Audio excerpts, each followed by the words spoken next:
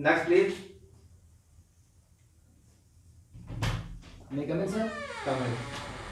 Thank you, sir. Assalamu alaikum, sir. वालेकुम सलाम। Have a seat बेटा। Thank you, sir. ये कहानी आप माइक लगा लें। Briefly introduce yourself. My name is Muhammad Irfan and I come from Pattoki and recently I passed my BSc from Government College Ukada. अच्छा, तो करंटली आप क्या करते हैं? सर मैं पार्ट टाइम जॉब करता हूँ कौन सी जॉब करते हैं? टीचिंग की सर, किस जहाँ पे? पत्तोकी में सर। ये स्कूल है या कोई ट्यूशन सेंटर है? सर स्कूल में, कौन सा school? Little grammar scholar school. ये पत्तोकी के अंदर है या बाईपास में? सर पत्तोकी के अंदर है। अच्छा, तो इसके अलावा आप क्या करते हैं? कोई हॉबीज़, कोई आप बुक रीडिंग, कोई इस तरह की कोई काम? जी सर, जिस तरह के मेरा सब्जेक्ट जो कि है पार्ट टाइम जॉब टीचिंग की करता हूँ, तो लिहाजा सर मेरी जो हॉबी है वो बुक रीडिंग है। कौन कौन सी बुक्स रीडिंग करते हैं आप? Just like mathematics and physics. Okay, कौन सी क्लासेस की कि ओवरऑल? नो सर, 9th और 10th की। अच्छा, तो मुझे काइंडली आप बताएंगे कि आप पाकिस्तान आर्मी को क्यों ज्वाइन करना चाहते हैं? क्योंकि आप अभी तो करंटली तो आप काम कर रहे हैं, फिर क्यों आर्मी को क्यों ज्वाइन करना? क्योंकि तो सर ज़ाहिर होता है कि हर इंसान की एक एम्बिशन होती है, हर इंसान का एक लाइफ में गोल होता है जिसे अटेन करना होता है, जिसके लिए इंसान स्ट्रगल करता है। तो मेरा जो गोल है सर कि वो पाकिस्तान आर्मी को ज्वाइन करना है, और मेरी फर्स्ट प्रायोरिटी लाइफ की ये है कि मैं पाकिस्तान आर्मी को ज्वाइन करूँ। अच्छा, तो आप पाकिस्तान आर्मी को ज्वाइन करना चाहते हैं? जी सर। और भी बहुत से प्रोफेशन है, लाइक आप टीचिंग तो ऑलरेडी कर रहे हैं, कोई नैब की जॉब, कोई आईबी की, कोई पुलिस में, तो आप आर्मी की क्यों जॉब करना चाहते हैं? सर मेरा इंटरेस्ट पाकिस्तान आर्मी में है, लिहाजा इसलिए मैं पाकिस्तान आर्मी को ज्वाइन करना चाहता हूँ। अच्छा, आर्मी को ज्वाइन करने का आपका बेसिकली मकसद क्या है? सर अगर पाकिस्तान आर्मी की हिस्ट्री को देखा जाए तो पाकिस्तान आर्मी ने अपनी हिस्ट्री में बहुत मैंने पूछा पाकिस्तान आर्मी ज्वाइन करने का मकसद क्या है बेसिकली? सर लाइक आप फाइनेंशियली तौर पे करना चाहते हैं या वैसे आपका कोई इंटरेस्ट है? सर ऐसे पता है कि हर इंसान जो भी जॉब करता है फाइनेंशियली तो करता है, लेकिन एक इंसान का इंटरेस्ट होता है और एक नहीं, तो फिर आपका मुल्क के लिए तो कोई जज्बा नहीं है, आप तो फिर फाइनेंशियली कर रहे हैं, तो फिर तो ऑलरेडी आप टीचिंग की जॉब कर रहे हैं, तो फिर आप उधर ही करें। नहीं सर, एक मिशन भी तो होते हैं इंसान के कि इंसान ने किस प्रोफेशन को चूज़ करना है, तो लिहाजा इसलिए मैं पाकिस्तान आर्मी में इंटरेस्ट रखता हूँ, तो इसलिए पाकिस्तान आर्मी को चूज़ कर रहा हूँ। अच्छा, मुझे आप पाकिस्तान आर्मी का बेसिकली कोई 4 या 5 लाइन में ब्रीफली एक्सप्लेन करें। पाकिस्तान आर्मी है क्या? पाकिस्तान आर्मी का वजूद कब आया? पाकिस्तान का बेसिकली जो आर्मी है उसके बारे में मुझे। सर अगर इस इब्तदा से बात की जाए तो क्या हमें पाकिस्तान के बाद पाकिस्तान आर्मी की तादाद भी बहुत कम थी और पाकिस्तान के पास इस तरह के वसाइल भी नहीं थे कि कौन से साल में पाकिस्तान की आर्मी? सर 1947 के बाद से आर्मी का, अच्छा, तो पाकिस्तान आर्मी की तादाद भी कम थी और हमारे पास इतने वसाइल भी नहीं थे, लेकिन फिर भी हमने अपने हिम्मत और हौसले को की बुनियाद पर हमने इस तरह के कारनामे सर अंजाम दिए हैं कि दुनिया सोचने में मजबूर हो गई है। क्योंकि पाकिस्तान का अगर पाक भारत जंग की बात की जाए तो उसके बाद अगर सन 2002 के बाद पाकिस्तान में वार और टेरर का आगाज़ हुआ, तो पाकिस्तान ने इस तरह के ऑपरेशन किए, रद्दुल अफ़साद, ज़रबुल अरब जैसे, और पाकिस्तान ने कम तादाद होने के बावजूद भी इन्हें बहुत अच्छे तरीके से कॉप अप किया। जो ऑपरेशन रद्दुल फसाद है, ये कौन से आर्मी चीफ थे जब ये स्टार्ट किया गया था? जनरल राही शरीफ। किस साल में किया गया था? मे भी सर सन 2017 में। आई डोंट नो, 2016 नहीं था? सर में भी मेरे लिहाज से तो सन 2017। Okay, current army chief? Sir general Qamar Javed Bajwa.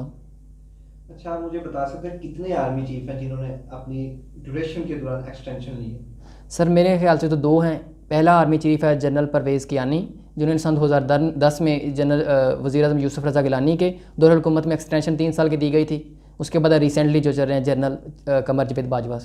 अच्छा, आप मुझे बताएंगे पाकिस्तान आर्मी के पास जो बेस्ट फाइटर है उसका नाम क्या है? पाकिस्तान के पास जो बेस्ट फाइटर जेट है वो है F-15 और 16 F-17 नहीं है सर, लेकिन अगर कंपेयर किया जाए तो F-16 इज़ बेटर देन आपके F-17। ख्याल में F-17 बेस्ट है, तो जो 27 या 8 फरवरी को इंडिया और पाकिस्तान की कोलिशन हुई थी उसमें उन्होंने फिर F-17 क्यों यूज़ किया था? सर अगर देखा जाए तो ये F-16 जो दिया गया है वो पाकिस्तान को अमेरिका ने दिया है, तो ये अमेरिका की टेक्नोलॉजी इसमें यानी कि यूटिलाइज़ की, इस्तेमाल की गई है। तो अगर वो हवा में उसे बंद करना चाहे तो बंद भी कर सकता है, उसके इंजन वगैरह को लॉक कर सकता है। लेकिन जो F-17 की देखा जाए तो वो चाइना की मदद से पाकिस्तान ने बनाया, तो लिहाजा पाकिस्तान ने बेटर समझा कि F-17 को यूज़ किया जाए। Current army chief? General Qamar Javed Bajwa. Headquarter? Rawalpindi में सर। नाम? Sorry sir. आपको उनके हेडक्वार्टर का नहीं पता? आपको नाम नहीं पता आर्मी के हेडक्वार्टर का? Sorry sir. अच्छा, तो आप मुझे बताएं कि बेसिकली जो ये पेंटागन है यानी कि अमेरिका का जो आर्मी का हेड है, ये किस जहाँ पे? सर वाशिंगटन डीसी में। इसको पेंटागन क्यों कहा जाता है? सर जिस तरह के वर्ड से ज़ाहिर होता है, पेंटा के मैंने पाँच होते हैं और गोन के मैंने कोने, यानी कि वो इस तरह का होगा कि उसके कोने 5 होंगे, लिहाजा उसका नाम इसलिए पेंटागन रखा गया। आप मुझे बता सकते हैं कितने आर्मी चीफ हैं जिन्होंने मार्शल लॉ लगाया? जी सर। नाम? जन Sorry, कितने? 4 सर। नाम बताइए। General Ayub, general Yahya, general Ziaul Haq और जनरल परवेज़ मुशर्रफ। सबसे ज़्यादा जो मार्शल लॉ का क्रिएशन था वो कौन से जनरल का था? Maybe sir general Yahya का।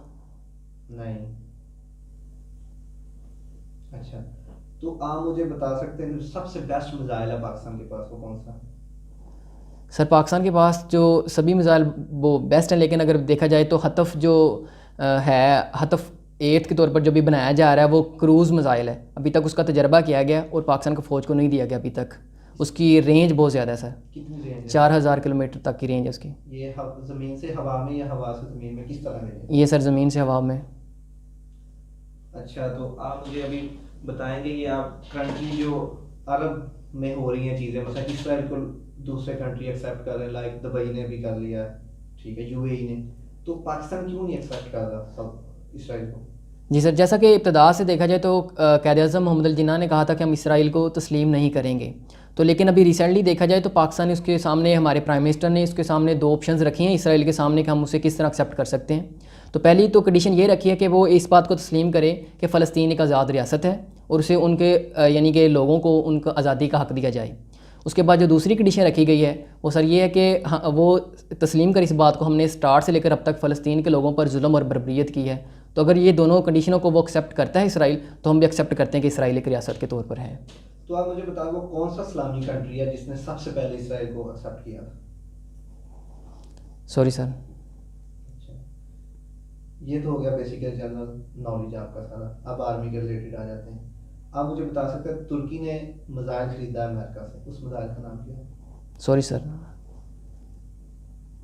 DGNDMA का नाम बताइए। रिसेंटली तो sir lieutenant general Mohammad Afzal. और करंट? सॉरी सर, उसका नहीं पता। DGISI का नाम? लेफ्टिनेंट जनरल फैज़ हमीद। अच्छा, ये जो लेफ्टिनेंट और मेजर जनरल में क्या फ़र्क है? लेफ्टिनेंट जनरल और मेजर जनरल? सर अगर स्केल के हिसाब से देखा जाए तो जो लेफ्टिनेंट जनरल का स्केल होता है वो ज़्यादा होता है as compare to major general. तो जो ये कोर्ट कमांडर होता है, ये होता तो लेफ्टिनेंट जनरल है, तो ये कोर्ट कमांडर क्यों कहते हैं? तो उसके अंदर एक कोर आती है जिसका वो हेड होता है, इसने उसे डील करना होता है। ये फ्रंटियर जो होती है आर्मी के अंदर, ये क्या होती है? Sorry sir. अच्छा, ये क्रिटिकल क्वेश्चन है, आपने मुझे आंसर देना है। पाकिस्तान में अगर वाटर को सेव करना हो तो कौन से 2 प्रोसेस के आपने बताना है डैम के अलावा? सर अगर देखा जाए तो पाकिस्तान में जो बहुत ज़्यादा पानी है, हर साल ना सैलाब की नज़र हो जाता है। हमारे पास इस तरह के वसाइल नहीं है कि हम उसे यूटिलाइज़ कर सके बेहतर जगह पे। और अगर देखा जाए तो पाकिस्तान में नहरी निज़ाम बहुत ज़्यादा कमज़ोर है। पाकिस्तान में इस तरह के बहुत से इलाके हैं जहाँ पर पानी कन्वे नहीं हो सकता और पाकिस्तान की वो ज़मीनें ज़ेर-ए-आब नहीं आती नहरी निज़ाम की वजह से। तो इसलिए अगर हम अपने नहरी निज़ाम को बेहतर करें तो हम पानी को अपनी जगह पे, यानी कि आपाशी के निज़ाम में, जिस तरह कि हमें पता है कि ज़राअत हमारी बैकबोन के तौर पर पाकिस्तान में काम कर रही है, तो हम पानी को अपनी ज़राअत के शोबे में इस्तेमाल करके उससे फ़ायदा उठा सकते हैं। ठीक। अच्छा, मुझे आप बता सकते हैं सबसे लंबा जो डिस्टेंस है बॉर्डर का वो किस कंट्री के साथ है पाकिस्तान का? I think sir Pakistan Afghanistan के दरमियान। नहीं। कितनी है डिस्टेंस, कितना? 2252 किलोमीटर।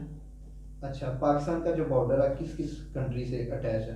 पाकिस्तान का अगर सर ईस्ट की बात की जाए तो पाकिस्तान का बॉर्डर जो है इंडिया के साथ, और अगर सर हम बात करें नॉर्थ की तो चाइना के साथ, और अगर बात करें वेस्ट की तो ईरान और अफ़गानिस्तान हमारे साथ हैं, और अगर साउथ की बात करें तो उसमें अरेबियन सी आ जाता है। अच्छा, ईरान के साथ जो है? जी सर। अच्छा, आप मुझे बताएंगे सबसे ज़्यादा किस बॉर्डर पे टेंशन है? पाकिस्तान और भारत के बॉर्डर पे। अच्छा, आप मुझे बताएं, अब दुनिया की तरफ चलते हैं हम। दुनिया का जनरल नॉलेज है आपके पास? जी sir. Capital of Australia? Sir camera. अच्छा, और इंग्लैंड का कैपिटल? London sir. ये यूके क्या चीज़ है? यूके सर यूनाइटेड किंगडम है। इसमें चंद रियासतों के इल्हाक़ की वजह से ये एक 8 स्टेट वजूद में आई थी। तो अभी रिसेंटली देखा जाए तो वो ब्रेग्जिट का वो मामला पेश आया जिसमें वो उसका सर नाम मुझे भूल गया, उस कंट्री ने इससे अलहदगी, यूके से अलहदगी अख्तियार की है। In my side this is my last question. Okay, आपने 2-3 लाइनों में अपने बारे में तो बता दिया आपने, आर्मी के बारे में मुझे ना फाइनल जो आपका आप जॉब क्यों करना चाहते हैं उसके बारे में ब्रीफली बस बताएं मुझे। सर मैं पाकिस्तान आर्मी में पहली तो बात मैंने ऑलरेडी बता दी कि मेरी एम्बिशन है और मैं ख़ुद को यानी कि अपने एम्बिशन को यूटिलाइज़ करना चाहता हूँ, अपने आप को सर्व करना चाहता हूँ पाकिस्तान आर्मी के लिए और अपनी कंट्री के लिए। लिहाजा टीचिंग भी बेहतर यानी कि है प्रोफेशन, लेकिन मेरी फ़र्स्ट प्रायोरिटी पाकिस्तान आर्मी है। लिहाजा मैं अपने आप को सर्व करना चाहता हूँ पाकिस्तान आर्मी में, ताकि फाइनेंशियली तो फ़ायदा होता ही होता है हर जॉब में, लेकिन मैं अपनी जो है अपनी काबिलियत को यूटिलाइज़ करना चाहता हूँ अपने मुल्क की तरक्की के लिए। ओके ठीक सर। मैंने आपको डॉक्यूमेंट्स पढ़े हैं, आपकी जो बीएससी है वो डबल मैथ फिजिक्स के साथ है। जी अगर सर। मैं फिजिक्स और मैथ से कोई क्वेश्चन करूँ तो आप उसका जवाब दे सकते हैं। जी सर। न्यूटन ने टोटल कितने कानून लिखे थे? सर न्यूटन ने 3 कानून बयान किए थे। पहला कानून कौन सा है, वो क्या कहता है? पहले कानून की जो डेफिनेशन है वो क्या है? सर न्यूटन का पहला कानून कहता है कि अगर एक जिस्म रेस्ट में है तो वो रेस्ट में ही रहना चाहता है, और अगर एक जिस्म मोशन में है तो वो मोशन में रहना चाहता है। कब तक? जब तक हम उस पर कोई अप्लाई खुद से फोर्स नहीं करते।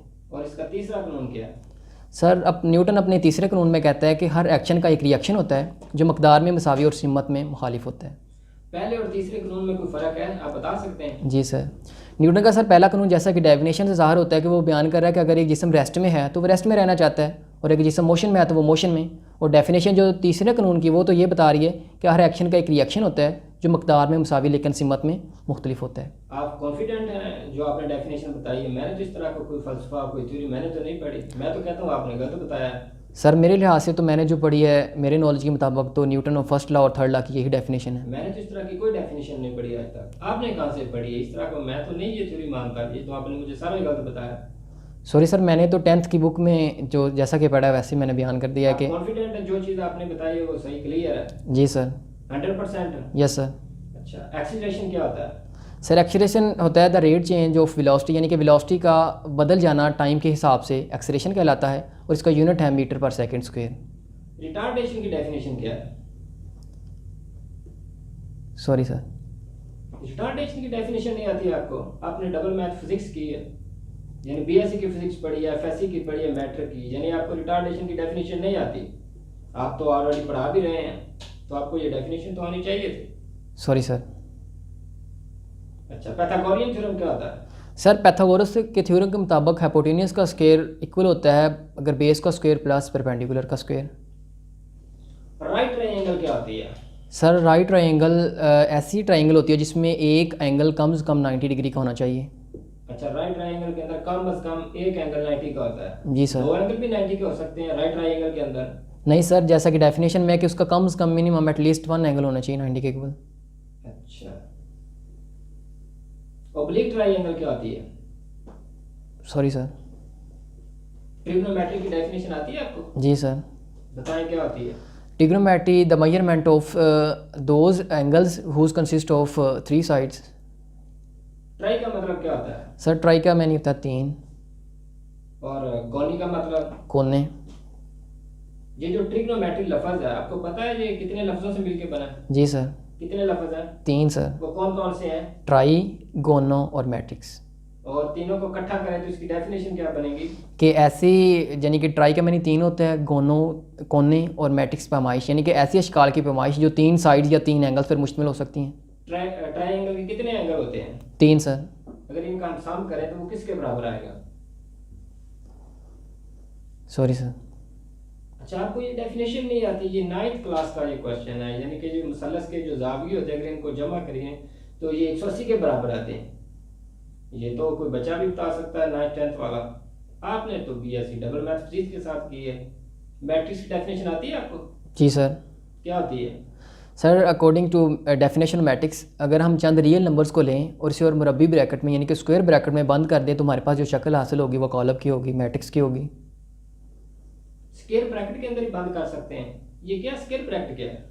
सर जिस तरह का कंसेप्ट दिया गया था थ्योरी के मुताबिक, हम अगर कॉलम बनाना चाहते हैं, मैट्रिक्स बनाना चाहते हैं तो हम रियल नंबर की कलेक्शन लेंगे और हम इसे स्क्वायर ब्रैकेट्स के अंदर बंद करेंगे। तो रो मैट्रिक्स क्या होता है? सर रो मैट्रिक्स ऐसा कॉलम होता है, ऐसा मैट्रिक्स होता है जिसमें कम से कम एटलीस्ट 1 रो होनी चाहिए। रैंक की डेफिनेशन आती है आपको? रैंक? जी सर। क्या होती है रैंक की definition? The number of non zero rows and columns in a given matrix is called rank of this matrix. 90 का आप 90% बता सकते हैं क्या होगा? जी सर। क्या होता है? 90 का 90% बताएं आप। 81 सर। कॉन्फिडेंट है आप? जी सर। अच्छा, एक एसी है, मैंने 45,000 का खरीदा है, एक साल के बाद 15% कटौती करके आप बताएं मुझे कितना नुकसान होगा? सर एसी 45,000 का एसी खरीदा हमने, जी सर। उसके ऊपर 15% 15% हमें नुकसान हुआ है, तो आप बताएं इस कदर मुझे फ़ायदा हुआ है या नुकसान हुआ है? सर अगर 15% आपको लॉस हुआ है तो ज़ाहिर बात है आपका यानी कि आपको नुकसान हुआ है। तो कितना नुकसान हुआ मुझे नहीं पता? पता है सर। तो क्या हुआ बताएं आप। 6,750 रुपये का सर। ट्रिग्नोमेट्री के फंक्शन कितने होते हैं टोटल? सर ट्रिग्नोमेट्री के 3 फंक्शन होते हैं और 3 ही उसके उल्ट होते हैं। टोटल कितने हो गए? 6 सर। 6। इवन और का पता है आपको? इवन फंक्शन कितने हैं और ऑड फंक्शन कितने हैं? सर अगर टोटल 6 फंक्शन है तो उसमें 3 इवन होंगे और 3 ऑड होंगे। ये किसने कहा आपको कि 3 इवन होंगे 3 ऑड होंगे? ये तो हो सकता है 4 इवन हो 2 ऑड हो। बाई काउंटिंग सर, जैसा कि 1 2 3 4 से ऑन 6 तक जाएंगे तो उसमें 3 इवन नंबर आएंगे और 3 ऑड। अच्छा, आपको अभी तक ये नहीं पता कि टोटल फंक्शन 6 हैं, इनमें इवन कितने हैं और ऑड फंक्शन कितने हैं? सेट की डेफिनेशन आती है आपको? Yes sir. क्या होती है? सर सेट की डेफिनेशन के मुताबिक अगर आप चंद अदाद को या एलिमेंट को कलेक्शन करें और यानी कि उनकी नेचर या खसूसियात एक जैसी होनी चाहिए। अगर सर एग्जांपल के तौर पर बयान करूं तो मैं जिस तरह के अगर कलर्स की बात करें उसमें रेड, ग्रीन, येलो, ब्लैक वगैरह को कंबाइन कर देंगे तो हमें पता नज़र आ रहा है कि यहाँ पे ये सेट ऑफ कलर्स है। एम्प्टी सेट क्या होता है? सर जिस तरह के उसके वर्ड से ज़ाहिर हो रहा है एम्प्टी का मैंने खाली होता है, यानी कि ऐसा सेट जिसमें कोई भी चीज़ ना हो, कोई एलिमेंट या कोई अदद कोई भी चीज़ ना हो उसमें, तो उसे हम एम्प्टी सेट कह सकते हैं। डेफिनेशन के अंदर आपने बताया ये कलेक्शन होती है डिफरेंट चीज़ों की। जी सर। लेकिन अभी आप कह रहे हैं कि खाली सेट एक सेट है। खाली सेट का मतलब इसके अंदर तो कोई एलिमेंट ही नहीं है। डेफिनेशन में आप बता रहे हैं, तो बताएं आप खाली सेट सेट है या नहीं है? अगर सेट है तो क्यों है? सर यानी कि एम्प्टी सेट या खाली सेट इस तरह की सेट होगा उसमें कोई चीज़ भी नहीं होगी। कोई इसकी एग्जांपल दें आप। खाली set, sorry sir. Complex number की डेफिनेशन आती है आपको? जी सर। कोई इसकी एग्जांपल दें मुझे। स्ट्रेट फॉरवर्ड लिखें। z is equal to 3 + 5 iota. अच्छा, मेरे पास एक रियल नंबर है z = 5, ये कॉम्प्लेक्स है या नहीं है? सॉरी सर, इसमें हमारे पास सिर्फ रियल पार्ट है, लेकिन हमने बात की कि कम्प्लेक्स नंबर वो होगा जिसमें इमेजिनरी और रियल दोनों कंबाइन होंगे, तो ये नहीं होगा कम्प्लेक्स नंबर। आपने बीएससी में नहीं पढ़ा होगा कि every real number is a complex number but every complex number is not real number. Zero यूटा ऐड तो कर सकते हैं आप। Yes sir. हर रियल नंबर कॉम्प्लेक्स नंबर होता है। आप कह रहे हैं ये रियल है तो रियल ही रहेगा, ये कॉम्प्लेक्स नहीं हो सकता। Sorry sir. कॉन्जुगेट क्या होता है कॉम्प्लेक्स नंबर का? सर कम्प्लेक्स नंबर का कॉन्जुगेट होता है कि अगर हम उसमें अयोटा की साइन को चेंज कर दें, यानी कि प्लस की अयोटा की साइन है तो माइनस की कर दें, अगर माइनस की अयोटा की साइन है तो प्लस की कर दें। 10 का 90% क्या होगा? 10 का 90% कितना होगा? 9 सर। 9। जी सर। और 100 का 100% कितना होगा? सर 100 का 100% 100 ही होगा। और 1 का 10% कितना होगा? 1 का 10% सर 0.01। 35 का 80% क्या होगा?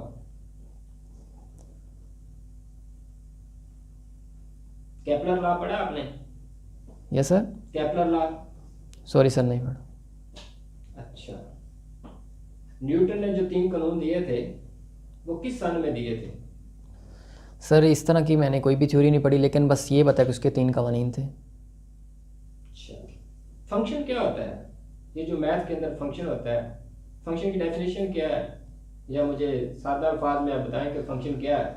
सर फंक्शन को हम इस तरीके से एक्सप्लेन कर सकते हैं, अगर हम फंक्शन को कोई इनपुट दें और अगर हमें वो उसके जवाब में कोई आउटपुट दे तो वो फंक्शन होगा।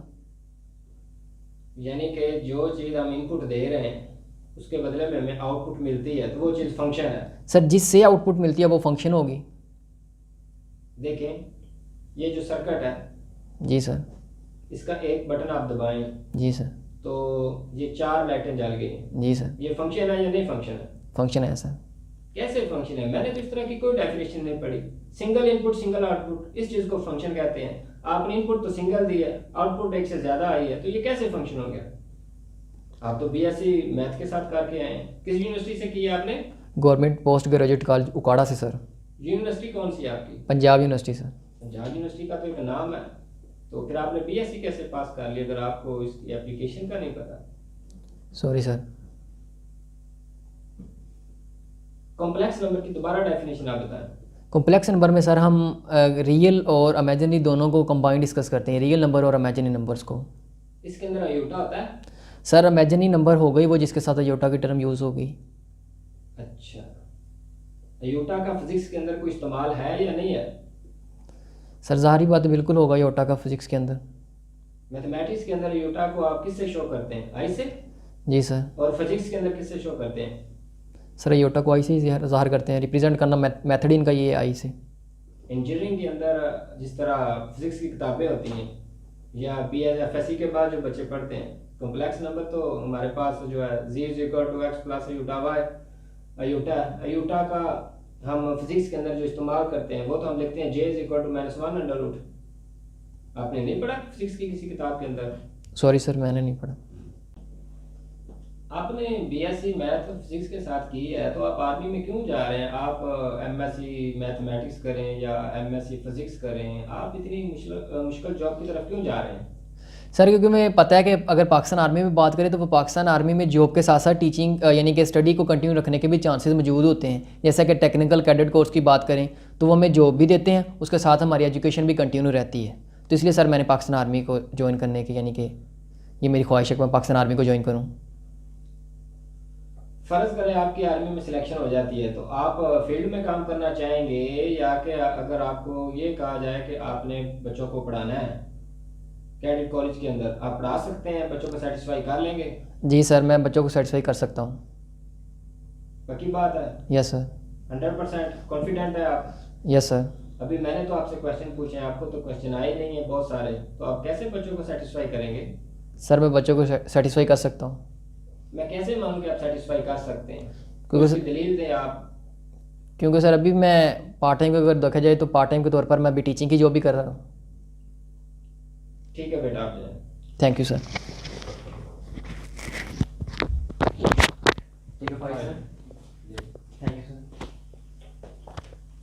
अच्छा सर, क्या डिसीजन है आपके इस बच्चे को लेके, सिलेक्ट करना है कि नहीं करना? मैंने बच्चे को एजुकेशन से मतलब बड़े मुश्किल सवाल किए हैं। बच्चे ने 75% मुझे ठीक आंसर दिए। मैं तो कहता हूँ बच्चे को एक मौका देना चाहिए। आपकी क्या राय है इसके अंदर? मैंने जो इससे करंट अफेयर के और आर्मी के रिलेटेड जो क्वेश्चन किए थे, इसने मुझे 80% आंसर दिए। तो मैं ये कहता हूँ एक बार बच्चे को एक मौका दे दे, मैं भी नेक्स्ट जो आगे कुछ बेहतर परफॉर्म कर सके। इसके अलावा फिर हम देखेंगे नेक्स्ट में क्या होता है। ओके ठीक है, ओके।